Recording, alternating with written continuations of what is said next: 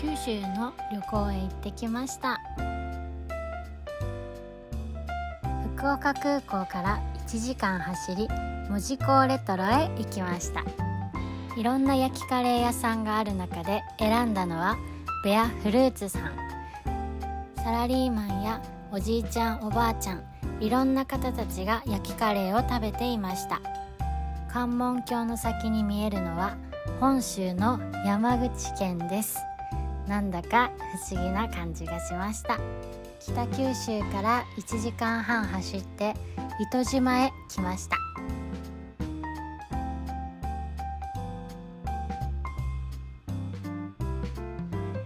絶景を見ながらの塩プリン、とっても寒かったです。シーソーがすごい楽しかったです。夜ご飯は博多で水炊きを食べました。水炊きのポン酢が疲労回復になったので、旅行の1日目は水炊きが最高でした。雪の日でも行列ができる明太重屋さん、モダンでおしゃれでした。魚介はあんまり食べないので味はわかりません。ペンペンちゃんに触りたくて行ったんですが、残念ながら鳥インフルエンザの影響で餌やりしか見ることができませんでしたが、とっても可愛かったです。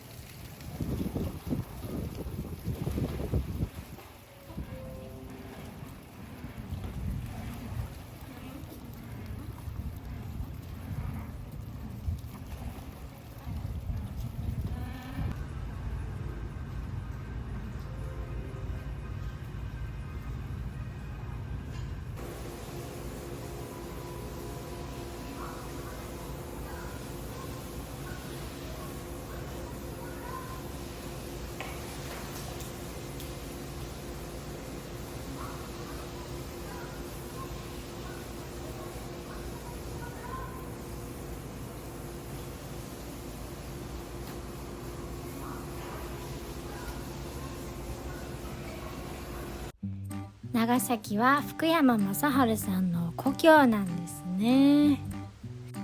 熊本に行く予定でしたが、大雪のため行けず、急遽鳥栖市に行きました。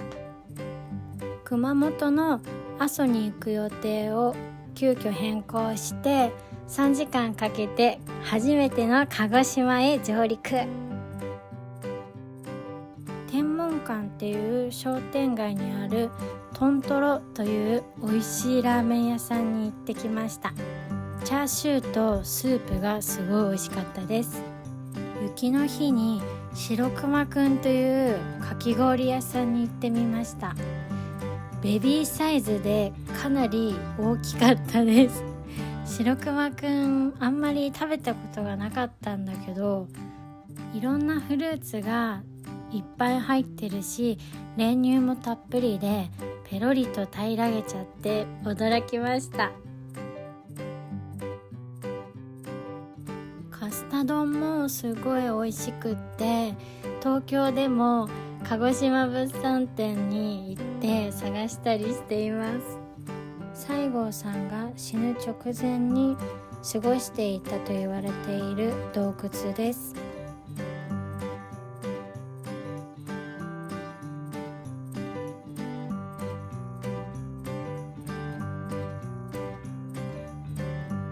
そして鹿児島といえば桜島。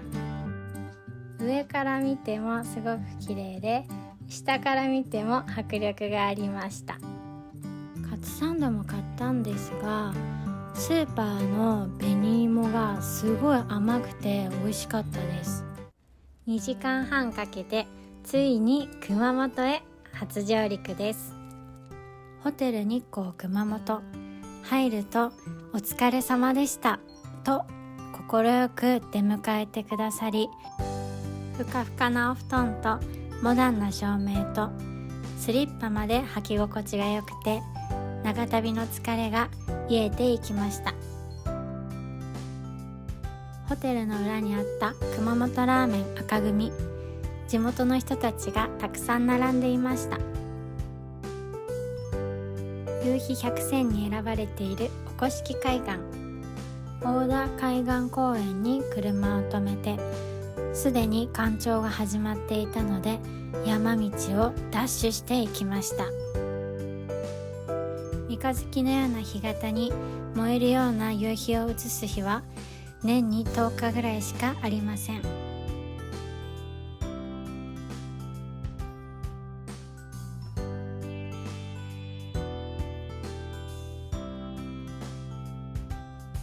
おこしき海岸の後は阿蘇にリベンジに行きました。赤牛の牛丼で有名な今金食堂、閉店時間は3時と書いてあったけど、2時40分に行って30分ほど待ってやっと入れました。お肉はよく焼いてもらいました。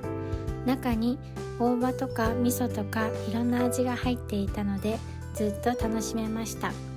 付け合わせのスープは牛の出汁がすごく美味しかったです。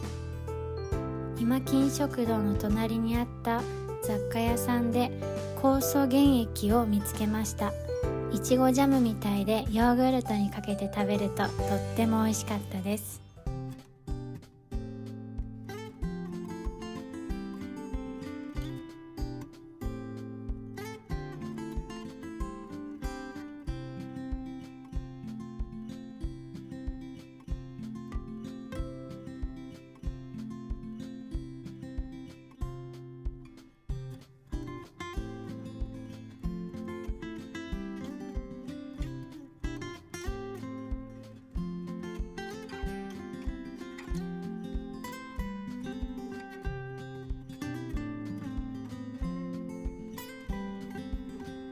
美しい夕日ですね。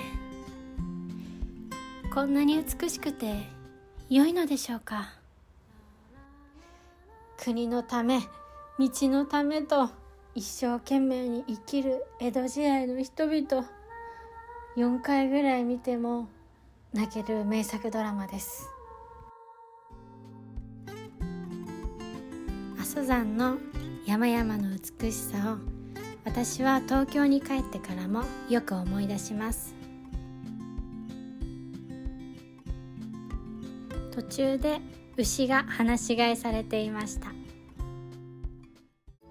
今回お土産で買った麺べいもドーナツ棒もカスタ丼も1日くらいで食べ終わっちゃったので、もっと買えばよかったです。